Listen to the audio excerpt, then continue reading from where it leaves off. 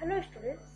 आज के इस वीडियो में मैं हिंदी एक्सप्लेन करने वाली हूँ क्लास 10 इंग्लिश बुक से and open letter to the teacher from a child with autism. आज मैं इसका हिंदी एक्सप्लेन करके बताने वाली हूँ। इसका हिंदी होता है स्वतंत्रता के साथ एक बच्चे द्वारा शिक्षक को एक खुला पत्र। चलिए आगे वीडियो को देखते हैं।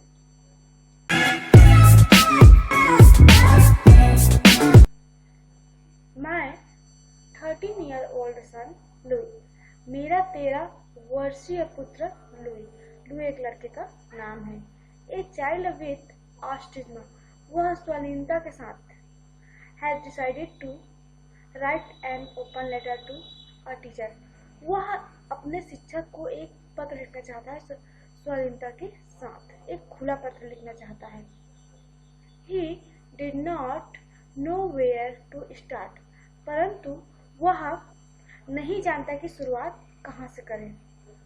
So I asked him what he likes and does not like about school. तो मैंने उससे पूछा कि तुम्हें अपने स्कूल में क्या पसंद है और क्या नहीं। I asked him what a teacher should and should not, और अपने शिक्षक के बारे में भी पूछा कि तुम्हें उनमें क्या अच्छा लगता है और क्या नहीं, और शिक्षक कैसे होना चाहिए स्कूल में। I asked him how he feels in school, और मैंने उससे पूछा कि तुम अपने आप को स्कूल में कैसा महसूस करते हो। And what types of help he needs, और तुम्हें किस प्रकार से हेल्प की जरूरत है, मतलब कि तुम्हें किस प्रकार से सहयोग चाहिए। In the communication between home and school, तुम्हें किस प्रकार से सहयोग चाहिए घर में और स्कूल में। The students voice is sometimes lost but this is the most important voice.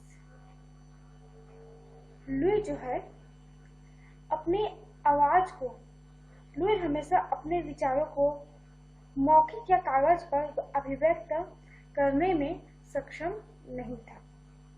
Louis was not always able to express his thought। जो लुई है वो जो अपने आप को मौखिक रूप में या फिर कागज में व्यक्त नहीं कर सकता था, वह इस प्रकार सक्षम नहीं था। That's why I feel honored to hear his voice now। यही कारण है कि अब मैं उसकी आवाज सुनकर सम्मानित महसूस करता हूँ। ये तो हो गया उसके फादर का जो एक्सप्लेन है, उन्होंने अपने बेटे के बारे में बताया, वो हो गया। अब आगे हम इस लेसन को एक्सप्लेन करते हैं। चलिए आगे। डियर टीचर, प्रिय शिक्षक, thank you for helping me learn. आपको बहुत बहुत धन्यवाद मुझे सीखने में मदद करने के लिए। I love to go to school, मुझे स्कूल जाना बहुत ही अच्छा लगता है। When I go to school, और मैं रोज स्कूल जाता हूँ।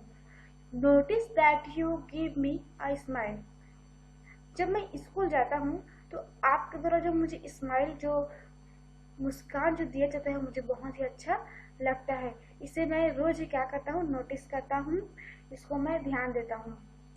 यू से, आप कहती हैं जब हेलो इन ए जेंटल वॉइस, जब आप मुझे हेलो कहती है आपके कोमल आवाज से, that makes me feel happy, तो मैं बहुत ही खुश महसूस करता हूँ। I need help focusing in class,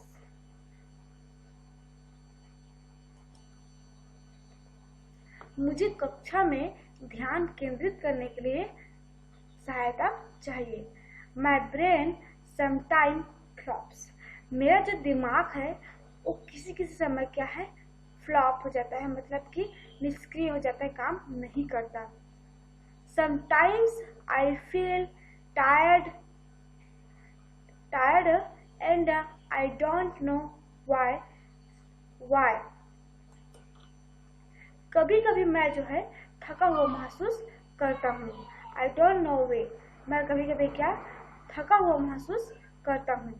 sometimes I get distract when people move around. और जब जो लोग हैं, पीपल हैं, मेरे चारों तरफ जब होते हैं, कदम बढ़ाते हैं, तो मैं नहीं जानता ऐसा क्यों होता है, पर मैं विचलित सा हो जाता हूँ।